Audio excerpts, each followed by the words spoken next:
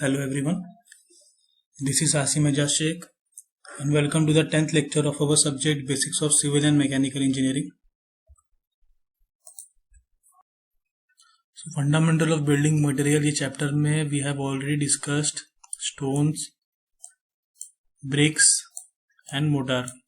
इन topics को पढ़ने के लिए आप प्रीवियस लेक्चर भी देख सकते हैं, राइट? सो आज हम स्टडी करने वाले हैं नया टॉपिक दैट इज कंक्रीट, जिसमें हम लोग स्टडी करेंगे plain concrete, reinforce concrete and pre stress concrete. We will also discuss various construction chemicals. So let's start with our lecture. Concrete. Concrete is a mixture of 4 basic component: cement, sand, aggregate and water. क्या है concrete? It is nothing but a mixture of 4 components. कौन कौन से component है वो? Cement, sand, aggregate and water. अब इन चारों इंग्रेडिएंट का फंक्शन क्या है? सीमेंट कंक्रीट में बाइंडिंग मटेरियल के जैसा ऐड करेगा. It will act as a binding material, right? Aggregate, जिसे हम गिट्टी बोलते हैं, it will give volume to the concrete.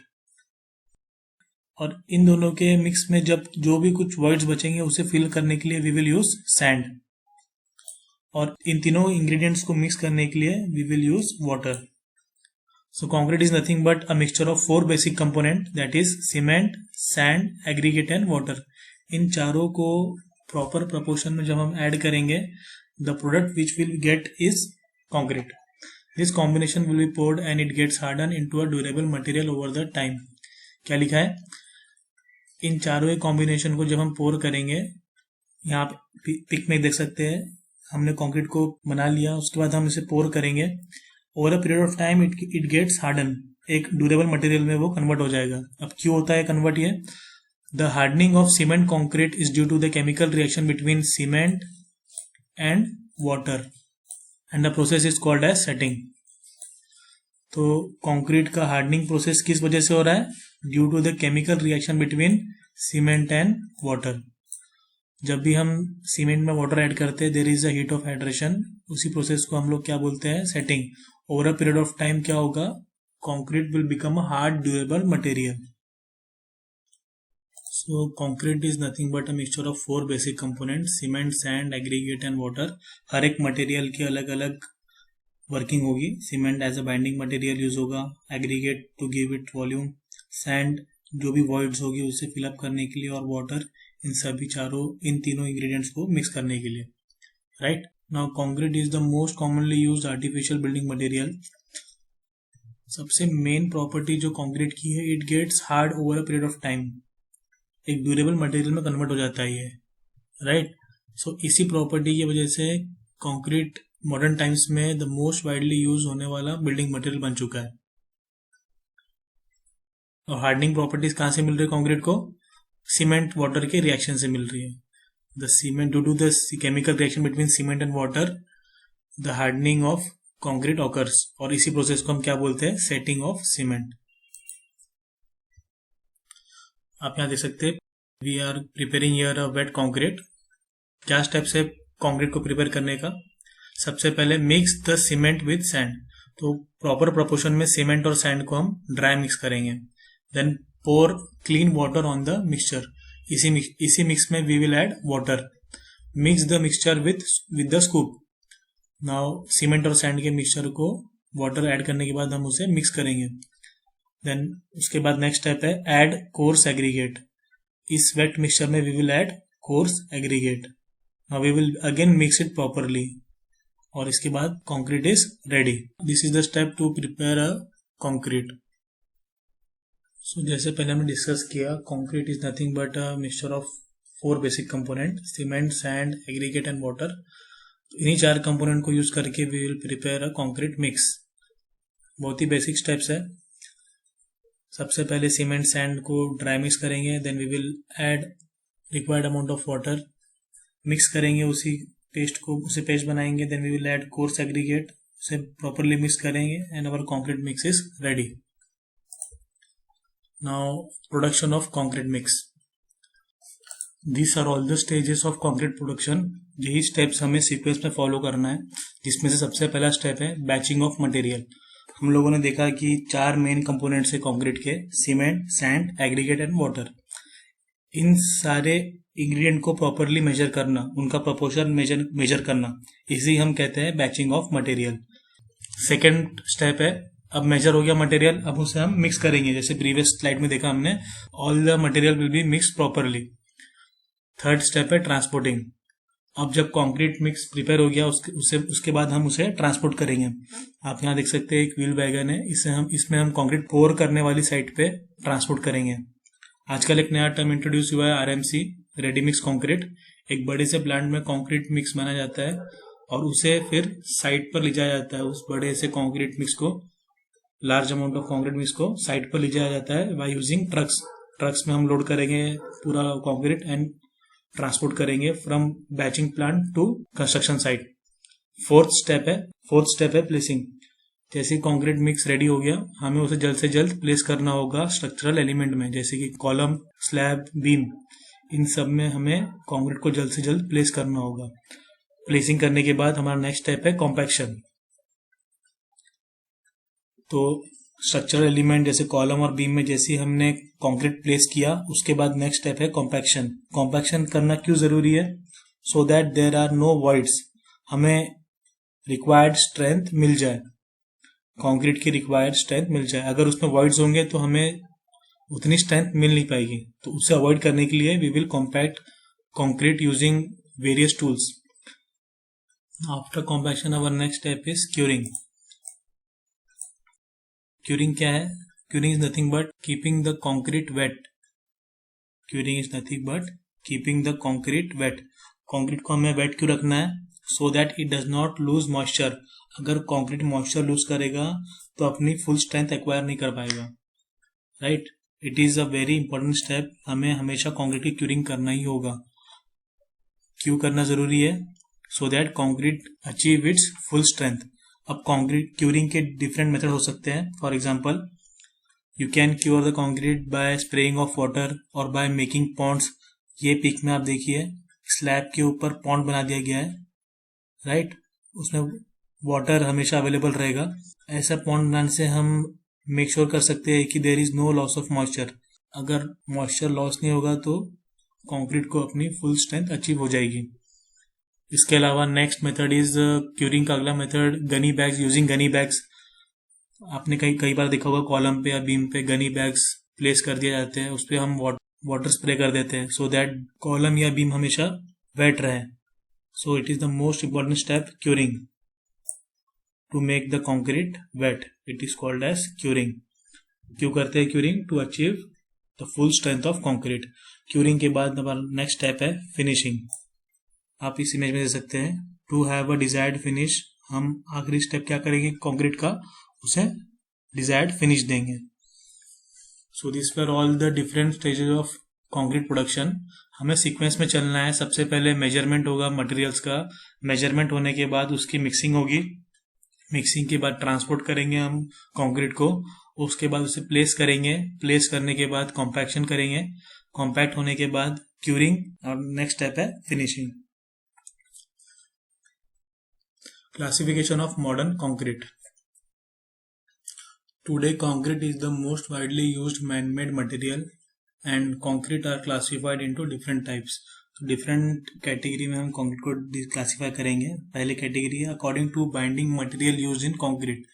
तो बाइंडिंग मटेरियल के हिसाब से कंक्रीट को क्लासीफाई किया गया है। पहला बाइंडिंग मटेरियल है सीमेंट। जब कंक्रीट में हम बाइंडिंग मटेरियल सीमेंट यूज करेंगे तो ऐसे कंक्रीट को हम सीमेंट कंक्रीट बोलेंगे। Second is lime. जब बाइंडिंग मटेरियल लाइम यूज करेंगे तो लाइम कंक्रीट कहा जाएगा। Second, according to design of concrete. सबसे इंपॉर्टेंट स्टेप है according to design of concrete. पहला है plain cement concrete, second is reinforced cement concrete RCC, and third is pre-stressed cement concrete. Third, according to purpose of concrete, vacuum concrete, air entrained concrete, and C, lightweight concrete. इसके अलावा भी different types of concrete है, but हम इस chapter में according to design of concrete इस classification में ही हम कंक्रीट को डिस्कस करेंगे according to the design of concrete. कौन से 3 टाइप है? Plain cement concrete, reinforce cement concrete and prestressed cement concrete, जिसमें हमारा पहला टाइप है plain cement concrete. The plain cement concrete will have no reinforcement in it. The main constituent are cement, aggregate and water. These types of concrete are mainly used in the construction of the pavements and the buildings, especially in the area where there is less demand of tensile strength. The durability given by this type of concrete is satisfactory to high extent. So क्या है plain cement concrete? ऐसा concrete जिसमें there is no use of reinforcement या steel. अगर हम concrete बिना steel या reinforcement के अगर हम कोई कंक्रीट प्रिपेयर कर रहे हैं, यूज कर रहे हैं, तो ऐसे कंक्रीट को हम लोग बोलेंगे प्लेन सीमेंट कंक्रीट। रेनफोर्समेंट मतलब क्या? आप लोगों ने देखा होगा कई बार steel bars, TMT bars use की आती है कंक्रीटिंग में। तो अगर वो स्टील बार्स यूज नहीं की जा रही है तो ऐसे कंक्रीट को हम लोग बोलेंगे प्लेन सीमेंट कंक्रीट। सो उसके मेन इंग्रेडिएंट्स क्या है? Cement, aggregate, sand and water. But ऐसे कंक्रीट यूज कहाँ किए जाते हैं? This type of concrete are mainly use in the construction of pavements, road pavements and buildings, specially in areas where there is less demand of tensile strength. हम लोग वहीं इस्तेमाल करेंगे जहां हमें टेंसाइल स्ट्रेंथ की उतनी जरूरत ना हो, right? Now uses of plane cement concrete as a bed concrete below the wall footing, column footing and on wall below beams. आप लोग एग्जांपल में देख सकते हैं, फाउंडेशन के नीचे एक बेड बनाना है हमें, तो हम यहाँ स्टील बार्स का यूज नहीं करेंगे, हम लोग सिर्फ प्लेन सीमेंट कंक्रीट का यूज करेंगे। कई बार क्या होता है, सॉइल की बेरिंग कैपेसिटी काफी कम होती है, ऐसे सॉइल में फाउंडेशन डालने से पहले कंक्रीट पैड बना जाता है प्लेन सीमेंट कंक्रीट का, तो वहां पर हम कौन सा कंक्रीट यूज करते हैं? Plane cement concrete. सेकेंड है फॉर मेकिंग पेवमेंट्स। ये पिक में आप देख सकते हैं, कंक्रीट पेवमेंट कंस्ट्रक्ट करने के लिए भी हम प्लेन सीमेंट कंक्रीट का यूज करेंगे। Third, it is used in mass concreting work in construction of gravity dams and retaining wall. Gravity dams and retaining wall के कंस्ट्रक्शन में भी मास कंक्रीटिंग में प्लेन सीमेंट कंक्रीट का यूज होता है। Fourth, for making tennis court, basketball court etcetera. तो plane cement concrete वहीं use करेंगे जहां पर टेंसाइल स्ट्रेंथ की जरूरत ना हो, right? So plane cement concrete ऐसा कंक्रीट है जहां कोई स्टील बार्स यूज नहीं की जाती है। So without using steel bars जो कंस्ट्रक्शन हम कर सकते हैं वहां पर हम प्लेन सीमेंट कंक्रीट यूज करेंगे। कौन कौन से एग्जांपल है? As a concrete pad, foundation में एज अ कंक्रीट पैड सबसे पहला यूज क्या है? As a concrete pad. Foundation के नीचे कंक्रीट पैड बनाया जाएगा by using plain cement concrete. Then we also use plain cement concrete in the making of pavement, also in the mass concrete of gravity dams and retaining wall. Last, for making tennis courts and basketball courts हम लोग plain cement concrete का use करेंगे। Next, reinforced cement concrete. क्या है reinforced cement concrete? The cement concrete in which reinforcement is embedded for taking tensile stress is called as reinforced cement concrete. ऐसा concrete जहां पर हम स्टील बार्स यूज करेंगे। अब स्टील बार्स यूज क्यों कहते हैं? कंक्रीट जनरली कैसा होता है? एक ब्रिटल मटेरियल है, concrete is a brittle material. और कंक्रीट का एक सेइंग है कंक्रीट में, concrete is strong in compression but weak in tension. Concrete compression load तो आसानी से बेयर कर सकता है बट टेंसाइल लोड को उतने अच्छी तरीके से बेयर नहीं कर पाता। तो इस वीकनेस को ओवरकम करने के लिए कंक्रीट में हम स्टील बार्स को इंट्रोड्यूस करते हैं। आप इस इमेज में देख सकते हैं, अगर प्लेन कंक्रीट में अगर मैं बीच में ऐसा लोड अप्लाई कर रहा हूं तो ऊपर की साइड कॉम्प्रेसिव लोड अप्लाई होगा और नीचे की तरफ टेंसाइल लोड। तो क्रैश जनरली डेवलप कहाँ होते हैं? टेंसाइल एरिया में, राइट? तो इस वीकनेस को ओवरकम करने के लिए we will use a steel bar. So reinforce concrete में हम अगर लोड अप्लाई करेंगे तो there is a less chance of occurrence of cracks. Now RCC is equally strong in compression and tension. तो compressive as well as tensile load को वो आसानी से बेयर कर पाएगा। It is hard, durable and can bear all type of stresses. RCC is used for column, beam, slabs, foundation, retaining wall, water and oil tanks, road pavements and concrete pipes. So आप देख सकते हैं RCC या reinforce cement concrete हर एक area में, building के हर एक element में यूज होता है, चाहे वो स्लैब हो, बीम हो, कॉलम हो, फाउंडेशन हो, बिल्डिंग के हर एक कंपोनेंट में we will only use RCC reinforce cement concrete. तो हमारा सबसे बड़ा ड्रॉबैक क्या था प्लेन सीमेंट कंक्रीट का? सबसे बड़ा ड्रॉबैक ये था PCC का कि वो कॉम्प्रेसिव स्ट्रेस बियर कर पाएगा बट टेंसाइल स्ट्रेस बियर नहीं कर पाएगा.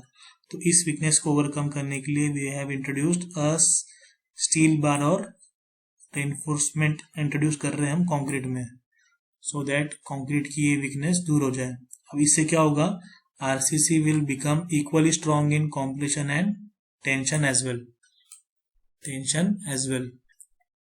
Uses of RCC. RCC is used for construction of structural elements such as beams, column and slab. जैसे मैंने बताया बिल्डिंग के हर एक स्ट्रक्चरल एलिमेंट में RCC का यूज होगा. They are used for construction of bridges, retaining walls, docks, harbors, underwater structures. RCC is used for building tall structures like multi-story building, chimneys and towers. आप इस image में देख सकते हैं column के कंस्ट्रक्शन में यहाँ स्टील बार्स इंट्रोड्यूस किया गया है. सो PCC की एक वीकनेस को ओवरकम करने के लिए वी हैव इंट्रोड्यूस RCC. एक एडवांस वर्जन है PCC का. चाहे वो स्लैब हो, बीम हो, कॉलम हो, फाउंडेशन हो, हर एक स्ट्रक्चरल एलिमेंट में we will use RCC, that is reinforce cement concrete.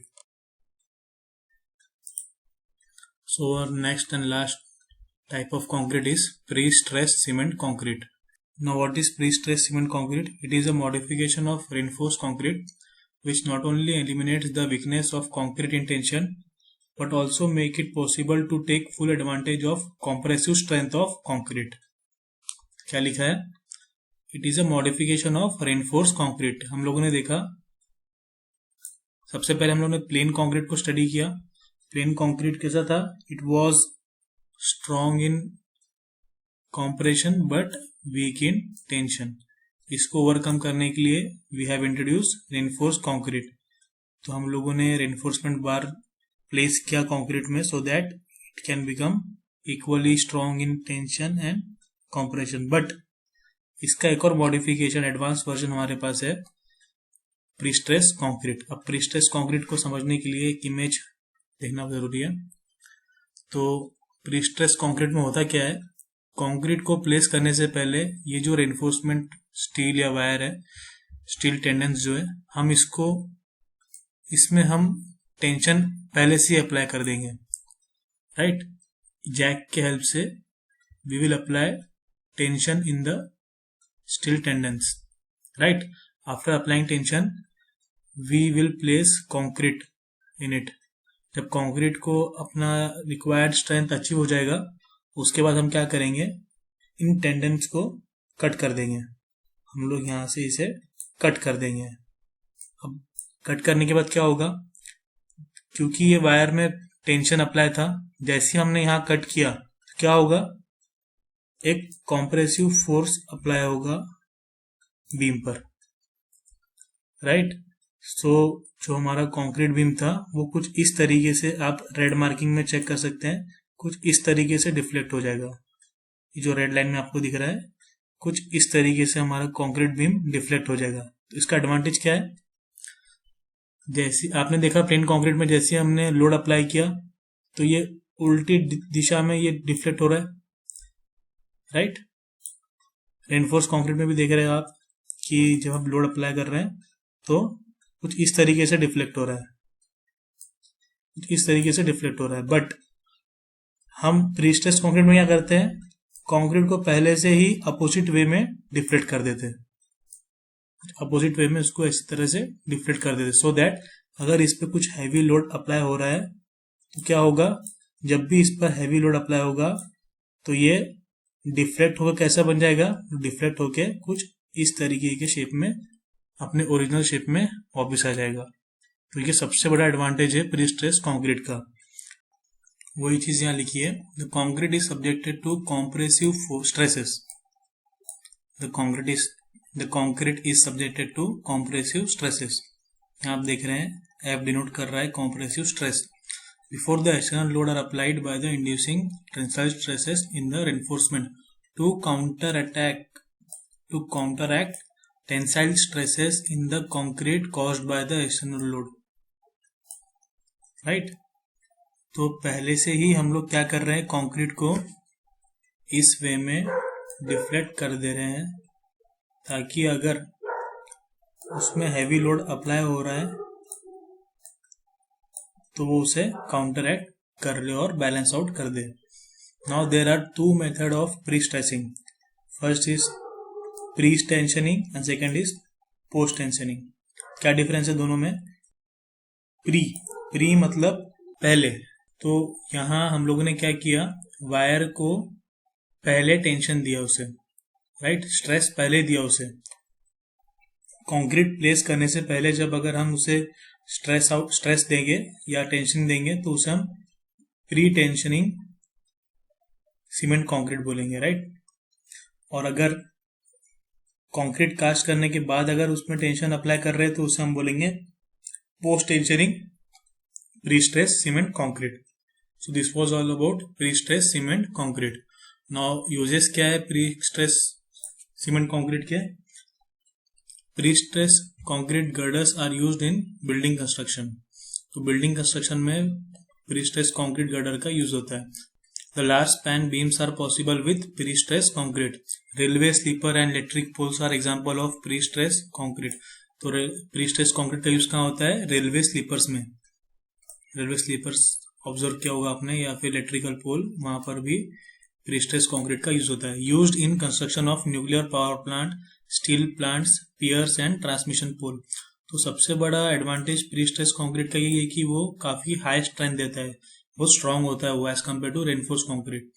तो जहां रिक्वायरमेंट ज्यादा है, स्ट्रेंथ की रिक्वायरमेंट ज्यादा है, तो वहां हम प्री स्ट्रेस कंक्रीट का यूज करेंगे. आप ये पिक में भी देख सकते हैं. A concrete beam will bend when heavily loaded. इस तरीके से कुछ बीम बेंड करेगी. The base of the beam start to crack where the concrete is pull apart. तो नीचे की साइड आप देख सकते हैं कि यहाँ टेंशन स्ट्रेसेस डेवलप हो रहे हैं. सबसे पहले क्रैक नीचे की तरफ से ही डेवलप होगा. Placing a steel rod inside the beam holds the concrete together and stop the beam from cracking.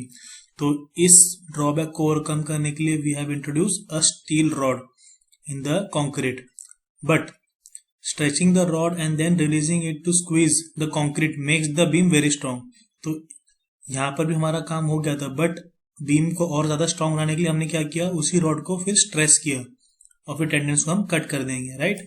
सो इससे क्या होगा, the concrete beam will become very strong and it can bear a very heavy load. So this was all about the uses of pre-stressed concrete. Now we will start the new topic, concrete chemicals. और उसे हम admixture ही बोलते हैं.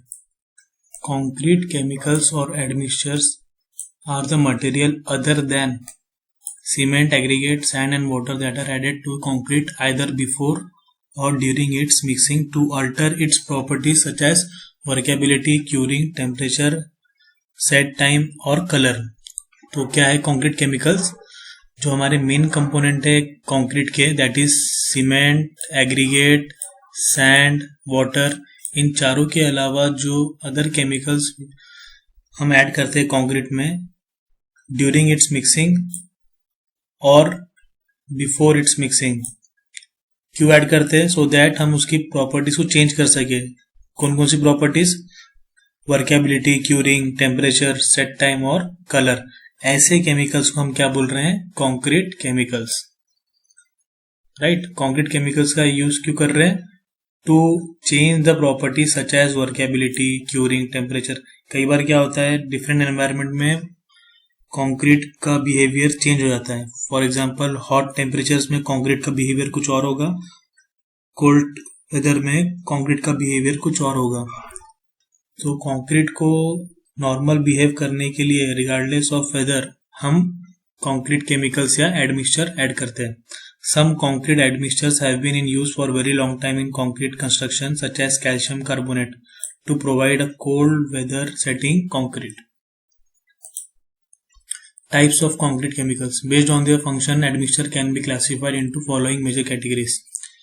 तो कौन कौन सी categories हैं? Retarding admixture. Second is accelerating admixture. Third is superplasticizer.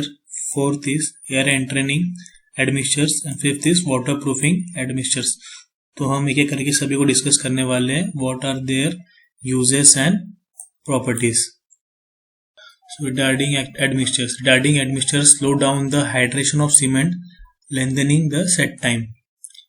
Retarders are beneficially used in hot weather condition in order to overcome accelerating effect of higher temperature and large masses of concrete on concrete setting time. So retarder admixtures कहाँ use कर रहे हैं हम लोग? Concrete में hot weather condition में. क्यों use कर रहे हैं?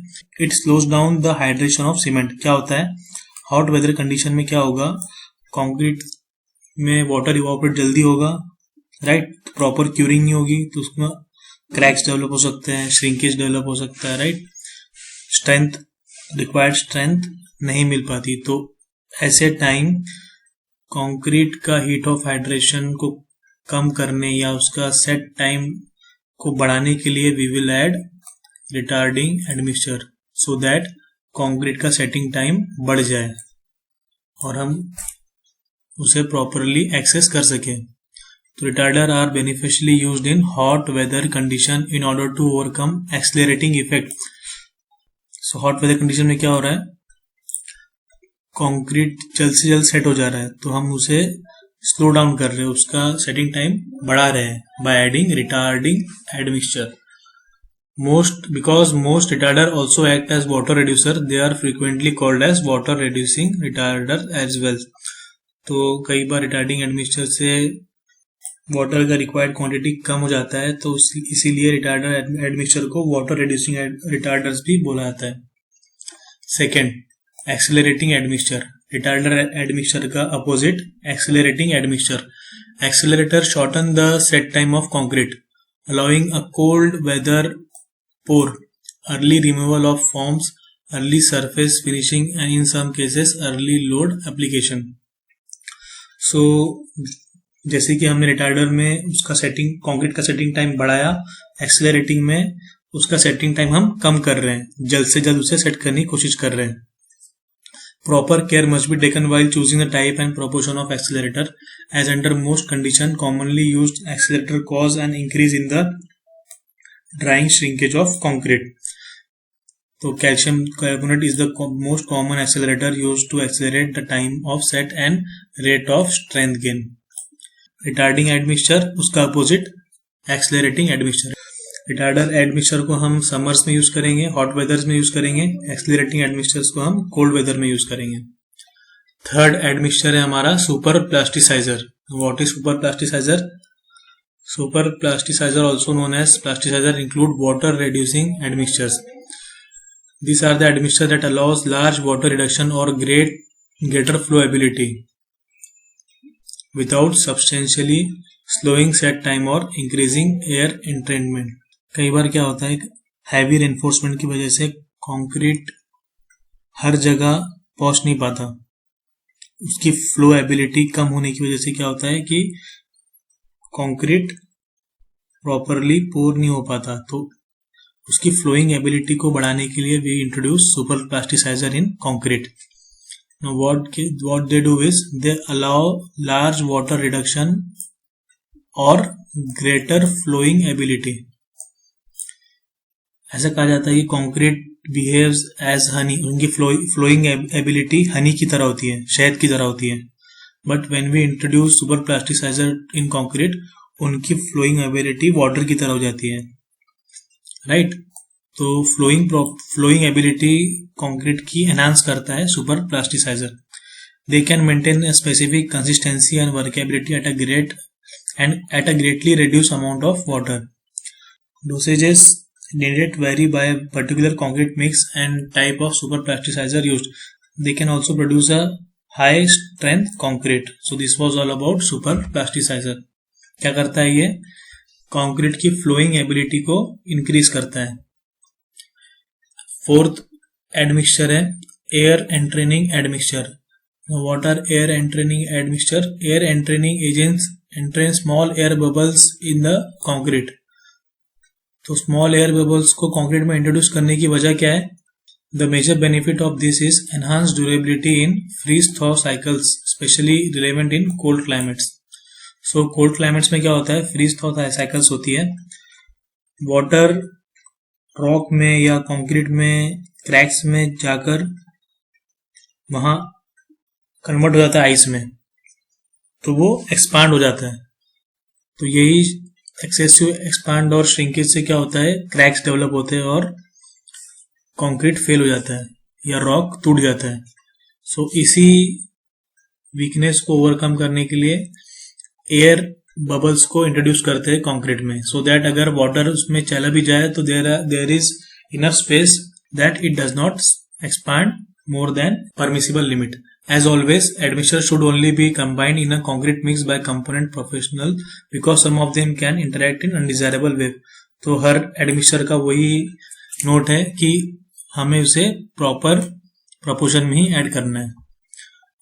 फाइनल एडमिक्सचर हमारा क्या है? Water proofing admixture. नाम से ही पता लगता है water proofing admixture is nothing but ऐसा एडमिक्सचर जो वाटर प्रूफिंग एबिलिटी कंक्रीट की एनहांस कर दे. Water proofing and damp proofing admixture include soap, mineral oil and asphalt emulsion are used to decrease the amount of water penetration into the large pores of concrete. So क्या कर रहा है water proofing admixture? आप लोगों ने नाम सुना होगा डॉक्टर फिक्सिट का. It is nothing but a water proofing admixture which we add in the concrete. क्यों ऐड करते हैं? So that we can get water proofing ability as well. So this was all about the concrete and concrete chemicals. Thank you.